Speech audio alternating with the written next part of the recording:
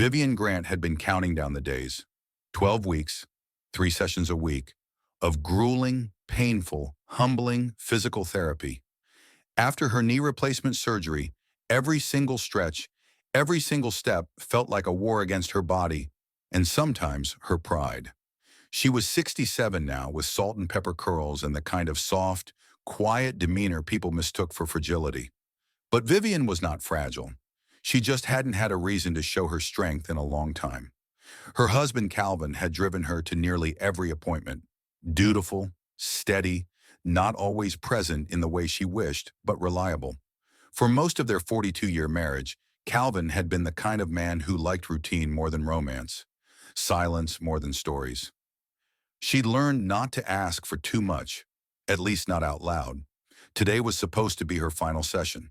The day she'd walk out of that cold therapy room without a cane, without pain, without anyone's help. Vivian had dreamed of this moment in quiet hours, when she lay awake in the dark, listening to Calvin's soft snores. She wanted to feel proud again, capable, herself. And yet, as they pulled into the parking lot, she felt uneasy. Calvin didn't offer his hand like he normally did. He stayed in the car longer than necessary, fiddling with his phone, then glancing up as if surprised she was already halfway to the entrance. "You sure you don't want me to come in?" he asked flatly. Vivian smiled politely. "I'm sure. Last session. You can just relax." He gave a quick nod but didn't return her smile. Just went back to whatever he was doing, face barely visible behind the reflection of his windshield. Inside, the air was crisp and clinical. The therapy center always smelled faintly of antiseptic and fabric softener. Vivian clutched her cardigan tighter around her shoulders as she checked in. Then from the far end of the hall, she heard that familiar voice. "Vivian, my favorite patient." Melissa, Vivian's assigned physical therapist for the past 12 weeks. A striking woman in her mid-40s, tall and toned, with sleek blonde hair always pulled back in a high ponytail. She had that overly friendly tone Vivian never quite trusted, like every word she said was meant for an audience. Vivian had often wondered if Melissa treated all her patients like this. Overly enthusiastic, always touching, always laughing a little too loudly at things Calvin said. At first she chalked it up to Melissa's youthful energy, but lately it had started to feel like something else. Still, Vivian kept her suspicion to herself. After all, Calvin was hers. Had always been. Melissa was a professional. She had no reason to doubt either of them. Until today. Melissa ushered her into the rehab room, where sunlight poured through wide glass windows, and the polished floors echoed every footfall. The session began like any other. Knee bends, wall squats, walking the parallel bars. But there was a strange electricity in the air. Melissa was distracted, checking her phone between exercises. At one point, she giggled at a message she didn't show. Vivian tried to stay focused. She wouldn't let anyone ruin this for her. But then, midway through her second lap, Vivian saw something that made her stop cold. Melissa's phone was on the counter, unlocked, lit up, a text message thread wide open. And there, clear as day, was Calvin's name. Her stomach clenched. Vivian wasn't the kind of woman who snooped. She never needed to. But something told her this wasn't innocent. She took a step closer while Melissa walked away to grab resistance bands. The message preview read, "Calvin, can't wait till we don't have to sneak around anymore. I'll be waiting outside." Same time? Vivian's chest constricted. Her throat burned. The bands Melissa returned with suddenly felt like shackles. The woman she'd trusted with her recovery, with her pain, with her vulnerability, had been lying to her. Worse, so had Calvin. Vivian didn't speak. She didn't scream. She didn't let the tears rise just yet. She simply resumed the final exercises, finishing every move with controlled, quiet precision. If they thought she would crumble, they didn't know her. She wasn't going to fall apart. She was going to stand taller than she had in years. And as she took her final steps down the length of the bars, Vivian knew one thing for sure. They wouldn't see her coming.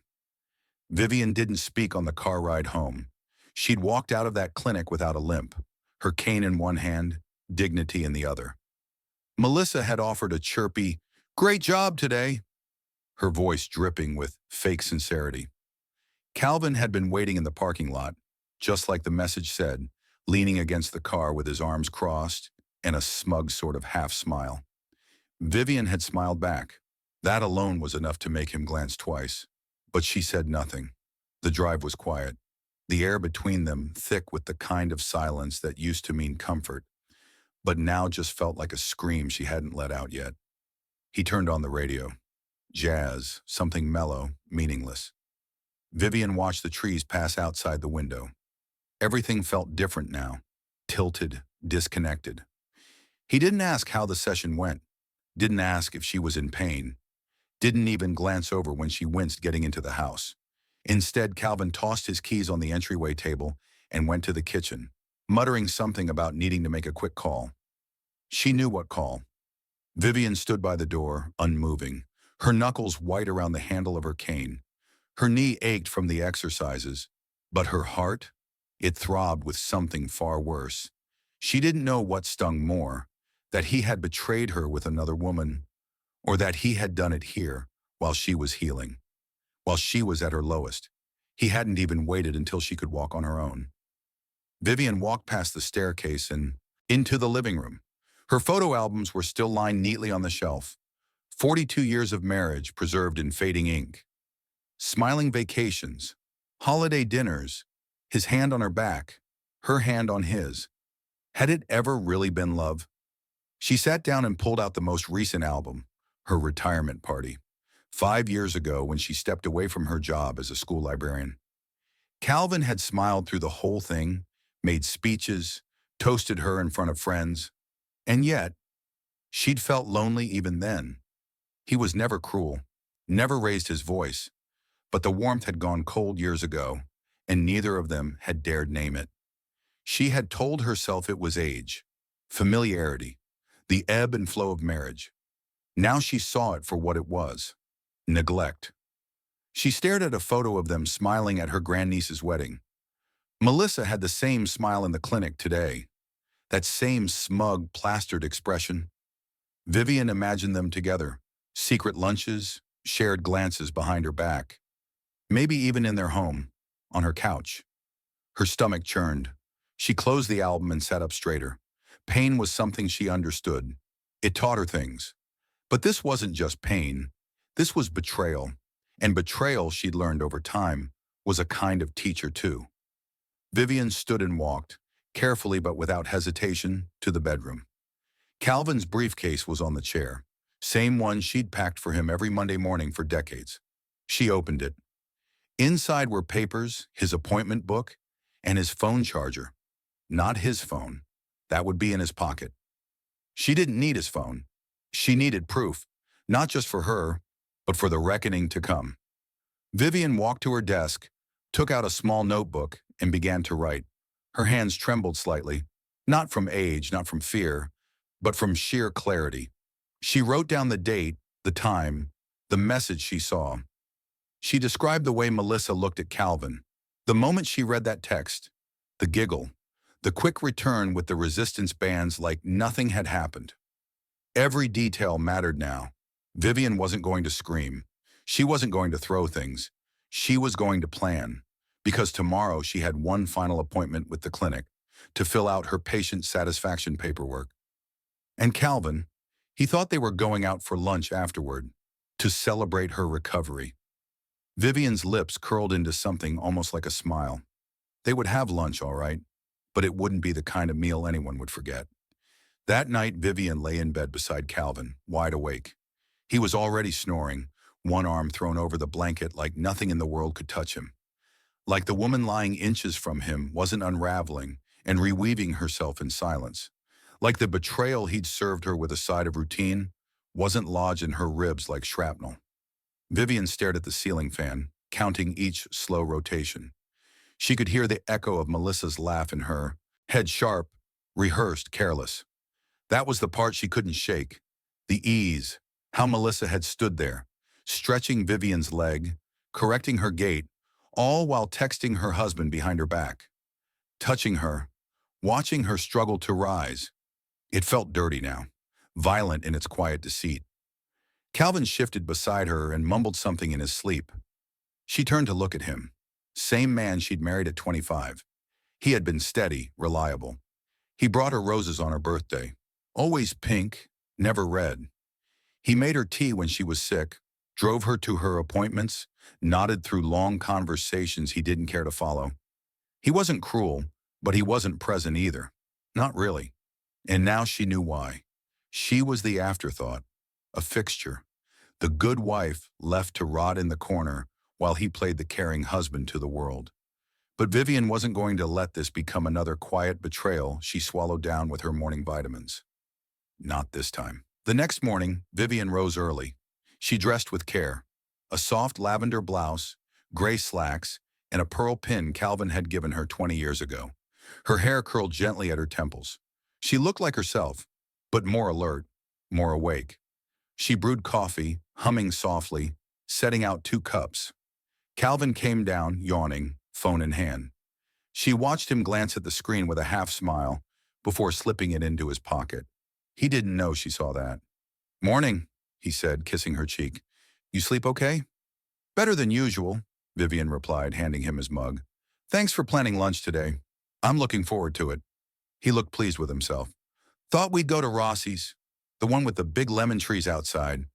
Vivian nodded, sipping quietly. "Sounds lovely." He had no idea he was walking into a trap of his own making. At the clinic, Vivian walked in on her own, cane tucked under her arm. She moved slower than most, but with intention. The receptionist smiled, congratulated her, handed her the discharge papers and a customer feedback form. "Just bring this to the front once you're done, sweetie," she said. Vivian took the clipboard, sat in the same seat she always did, and began writing. She was surgical. No rage, just facts. She wrote about the professionalism she used to feel, the sudden shift in Melissa's behavior during the last month, the inappropriate personal conversations, the visible text messages. She didn't speculate, she described. And at the end, she wrote the words she had practiced all night. "As a woman in recovery, I expected to be treated with dignity. Instead, I became collateral damage in someone else's secret. I trusted this place with my body. But what broke was my spirit, and it wasn't the surgery that did it." She signed her name and folded the paper neatly. Then she looked at her watch. Calvin would be circling the parking lot by now. Melissa emerged from the back hallway moments later, her eyes widening when she saw Vivian still there. Her smile faltered for just a beat. "Vivian, I thought you were done yesterday." Vivian stood. "I had to drop something off," she said, holding the folded paper. "For the office. It's about my experience." Melissa hesitated. "Oh, anything I should know?" Vivian looked her dead in the eye. "Number you already know." Melissa's face stiffened. She tried to recover with a polite laugh, but the color had drained from her cheeks. Vivian didn't wait for a response. She turned and walked out, slowly, but with pride, her spine straighter than it had been in months. She stepped outside into the bright sun, where Calvin waited, parked by the curb in their silver sedan, engine running. He didn't know yet, but he would, and by the end of lunch, he'd know everything. Vivian slid into the passenger seat, her cane folding neatly beside her. Calvin smiled as if nothing in the world had changed. "You made good time," he said, pulling out of the parking lot. "I try," Vivian replied calmly, adjusting her seatbelt. The drive to Rossi's was familiar, one of the few places they still visited together, a restaurant with soft linen tablecloths and lemon trees lining the patio, casting gold-filtered shadows over every table. Calvin thought it was romantic. Vivian used to think so too. They were seated near the fountain in the corner. A young waitress brought menus and poured them water. Calvin ordered confidently. Vivian only asked for tea. Her appetite had left her somewhere between Melissa's smirk and Calvin's unlocked phone screen. Calvin leaned back in his chair, relaxing like a man who believed the world still revolved predictably around him. "You really did it," he said. "No cane now. Moving strong." Vivian nodded. "Thank you. I had help." He smirked. "Melissa's good, isn't she?" Vivian's eyes didn't flinch. "She's something." Calvin didn't seem to notice the weight in her voice. Or if he did, he ignored it. He picked up his phone, thumb tapping out a quick message, then placed it face down on the table. The move was deliberate. Practiced. Vivian's hands folded neatly in her lap. You know, Calvin said, reaching for his glass, we should take a trip. Now that you're moving better, maybe the coast? Maybe, Vivian replied softly. But I think you've already taken a few trips without me. Calvin looked up, confused. What? Vivian reached into her purse and pulled out a small envelope. Pale blue, her handwriting on the front. She placed it gently in the middle of the table. What's this? He asked. Open it. He hesitated. Go ahead, she said. It's just words, like the ones you sent her. Calvin's face tensed. Viv! Open it, Calvin. He did. Inside was a printout, photos of the text thread she had, seen, transcribed neatly in her handwriting. She had written every word she saw, every timestamp. Below it, she had added a note. I may walk slowly, but I don't look away. I may speak quietly, but I am not silent. And I may be older, but I am not stupid. Calvin looked up, color draining from his face. You went through my phone? No, Vivian said. I didn't need to. She left it open. Careless. Or confident. Maybe both. He swallowed hard. His hand trembled slightly as he folded the paper. Vivian, look, it wasn't. Don't lie. Her voice didn't rise. It didn't need to. The waitress arrived with tea. Vivian thanked her warmly, smiling as if nothing had passed. Calvin sat frozen, still holding the folded paper like a bomb that hadn't gone off yet. When they were alone again, Vivian leaned forward. Do you know what it's like, she said, voice low, to let someone help you up from a chair, guide your hands, touch your leg, stretch your body, while knowing they're lying to your face? While knowing they're laughing behind your back with the man you trusted most? Calvin blinked hard. It was a mistake. No, she said. A mistake is dropping a glass. This was a decision. Repeated, coordinated, and cruel. He started to reach for her hand. She pulled it away. You don't get to comfort me now. Silence hung between them. Vivian reached into her purse again and pulled out a second envelope. This one thinner. I submitted this to the clinic this morning, she said, placing it beside his wine glass. A formal complaint, detailing your affair, your texts, her conduct as a licensed professional. His mouth opened, but nothing came out. She may lose her license. You may lose whatever fantasy you thought this was. Calvin's voice came out hoarse. You're trying to ruin my life. Vivian lifted her tea calmly. Number. You did that all on your own. I'm just done pretending I didn't notice. He sat back in the stunned silence. Across the patio, a breeze stirred the lemon trees, petals fluttering like soft warnings. Vivian looked around, breathing in the moment. For the first time in years, she felt taller. Not because her knee had healed, but because something inside her had stood up. She didn't cry. She didn't yell. She exposed him with nothing but truth. And she wasn't done yet. The drive back from the restaurant was nothing like the one before. Calvin didn't turn on the radio. His hands gripped the wheel tight, his jaw set like stone. He didn't glance at Vivian once. Not at the stoplight, not at the intersection near the park where they used to walk, not even when they pulled into the driveway. Vivian, on the other hand, stared straight ahead, calm, composed. Her hands rested neatly on her lap. She had spent decades learning how to keep the peace, to soften herself to make others comfortable. But now she realized comfort was not love, and silence was not grace. As Calvin parked and cut the engine, the air hung thick between them. He finally broke the silence. You don't have to do this, Vivian. She turned to him. Do what? Destroy everything. United States. Over something. Temporary. She let out a quiet, bitter laugh. Temporary? That woman touched me, helped me walk. And all that time she was lying to my face, with you in her ear. You don't get to shrink this down to temporary. Calvin opened his mouth to respond, but she was already stepping out of the car. Inside the house, it felt colder than usual. The stillness wasn't peaceful anymore. It was loud. And for the first time in years, Vivian wasn't shrinking to fit the quiet. She was standing in it, letting it echo. She walked into the kitchen, placed her purse on the counter, and turned to face him. I want the truth now, she said. All of it. Calvin rubbed his temples. It was never about her. Vivian didn't blink. Then what was it? He sighed. I don't know, I just felt invisible, like we were roommates. Invisible? Her voice cracked, not with weakness, but disbelief. I've been recovering from surgery while you were slipping out the door.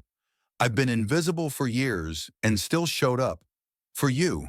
For this house. For us. Calvin didn't respond. Vivian stepped closer. How long has it been going on? His pause was the answer. 6 months, he said finally. Started just before your surgery. She reeled back slightly, hand tightening around the back of a chair. So while I was in pain, learning to walk again, you were what? Flirting with her while I was strapped to a table? It wasn't like that. Yes, she cut in. It was exactly like that. She walked over to the dining room, ran her fingers across the table. The same table where they celebrated anniversaries, birthdays, quiet nights with soup and crossword puzzles. How many meals had she eaten with a man who had already left her in his heart? Vivian turned to him, calmer now. I want you to leave tonight. Calvin blinked. Vivian, I'm serious. Where am I supposed to go? To her, she said plainly, or to a hotel. I don't care, but you don't sleep in this house again. This is my home too. Vivian's voice dropped. Not anymore. He stared at her, almost as if waiting for her to soften, to cry, to change her mind. But she didn't. She didn't flinch, because for the first time in a decade, she was protecting herself. Vivian walked over to the sideboard, opened a drawer, and pulled out a small folder. She handed it to him without a word. Inside, copies of the formal complaint, a list of everything she had documented, including the text message from Melissa's phone. She had written everything down, dated and signed. This isn't revenge, she said quietly. It's justice. Calvin looked defeated, the weight of exposure finally settling across his shoulders. I made a mistake, he muttered. Vivian shook her head. You made a choice, over and over again, and now you live with it. She turned and walked toward the stairs. Each step was slow but steady. Her knee ached, but her spine had never been straighter. Behind her, she heard Calvin slowly gathering his things, the rustling of a jacket, keys, his phone buzzing again and again in his pocket. Melissa, probably. He didn't answer it. Vivian reached the landing and paused, watching him from above like a ghost finally come back to life. When the front door closed and the house went quiet again, she let out a breath she didn't realize she'd been holding for years. She was alone, but she wasn't lonely. There was a difference, and now she understood it. The house felt different now. The silence wasn't something Vivian had to survive anymore. It was something she could finally inhabit. Not a punishment, a presence. She moved slowly through the living room that evening, every surface a reminder of the life they had built. The china cabinet filled with wedding gifts, the photo of them at the Grand Canyon, a dusty anniversary card he once left on the kitchen counter without signing. She had memorized this house like a second skin, but now it felt like she was seeing it for the first time, without the filter of tolerance.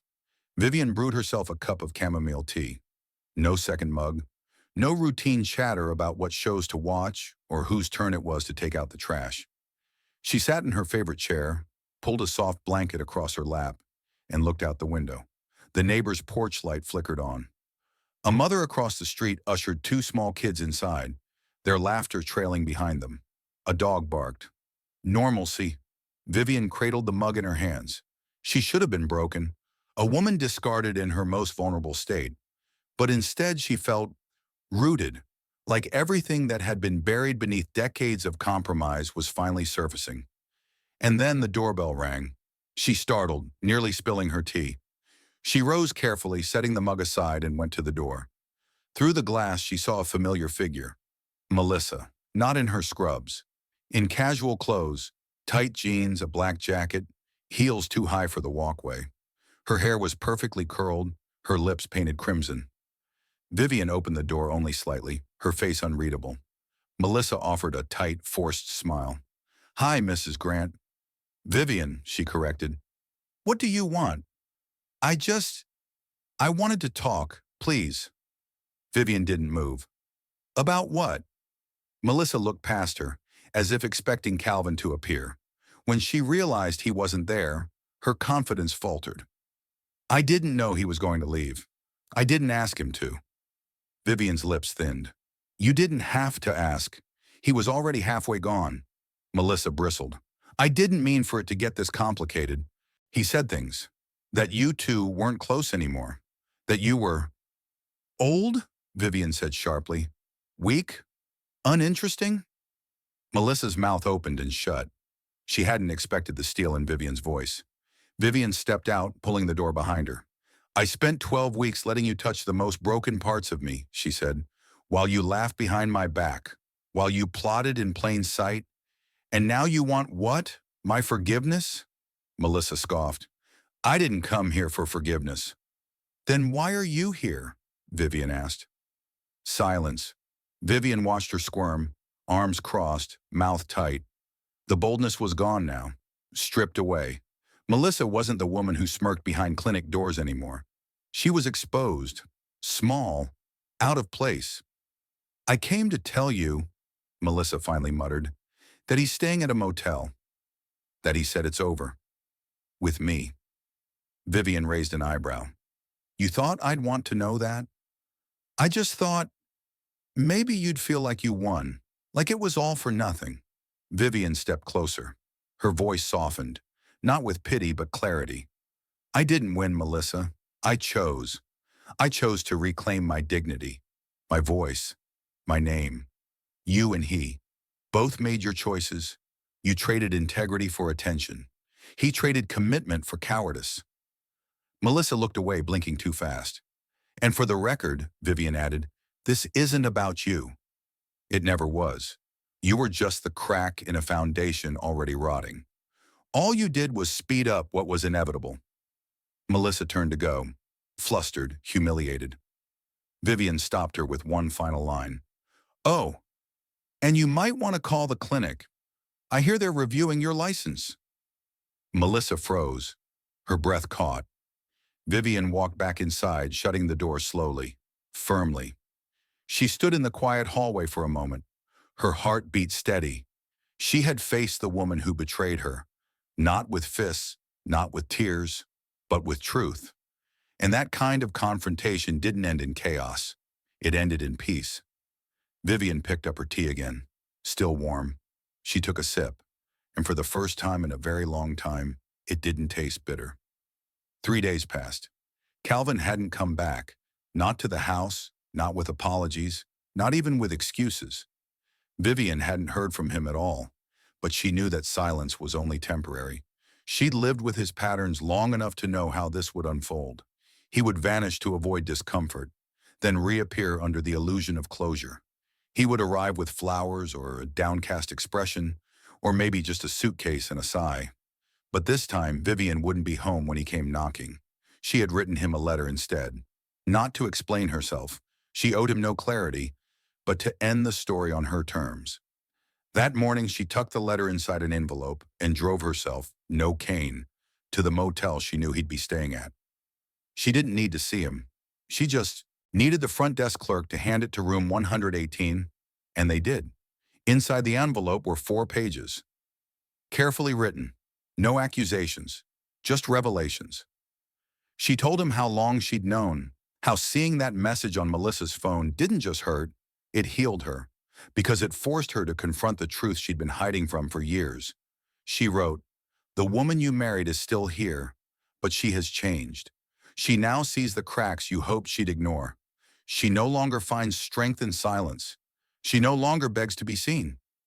Vivian ended the letter by enclosing a photocopy of their prenuptial agreement and a typed notice for legal separation. Simple, professional, unemotional. But at the very bottom, she handwrote one final line. I may have lost years to your absence, but I refuse to lose myself now that I've found her again. She sealed the envelope with her wedding ring inside. It wasn't a symbol of grief anymore. It was a receipt for everything she had endured. As she stepped back into her car and turned the key, she didn't cry. She didn't shake. She just drove home, free. Later that evening, the doorbell rang. She didn't answer it. Instead, she lit a candle, poured a glass of wine, and opened the notebook where she had begun writing again. Not journaling. Stories.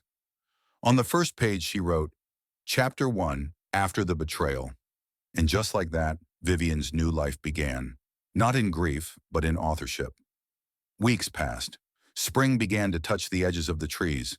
The forsythia bush by the front porch bloomed gold, like it had every year. But Vivian saw it differently now. She had changed more in the past few weeks than she had in the last 2 decades. Gone were the small, careful steps made to keep peace in a marriage long faded. In their place, real movement, bold steps, and choices made entirely for herself. She joined a small writing circle at the community library. Her voice trembled the first time she read aloud, but only once. After that, she read with conviction, with power. Her stories weren't about Calvin or Melissa. They were about resilience. Women like her. Women who quietly held the world up until the day they finally said, enough. People listened. They clapped. They cried. She even began volunteering at the rehab clinic. Not hers, of course, but a different one. She helped women recovering from injury learn how to move again. Not just their bodies, but their lives. Vivian's eyes, once dulled from years of invisibility, now shone when she spoke. She wore color again. Lavender, deep burgundy, ocean blue. Colors that felt alive, that felt like her. One evening, while tidying her living room, she came across an old photograph. Her and Calvin, 20 years ago on a beach. Smiling. He was holding her hand. She stared at it for a long moment. Then quietly she slid it into a drawer. Not to erase him, but because that chapter had closed. Her phone buzzed on the counter. A message from a new friend at her writing group. You still coming tomorrow? Your story last week was incredible. Vivian smiled softly, typed back, wouldn't miss it. And then, just as she reached to turn off the lamp, she looked at herself in the mirror across the room, shoulders back, eyes steady. A woman alone, but never more whole. Vivian had been broken, yes, but she had rebuilt herself piece by piece. And in the end, the betrayal didn't define her. Her response to it did.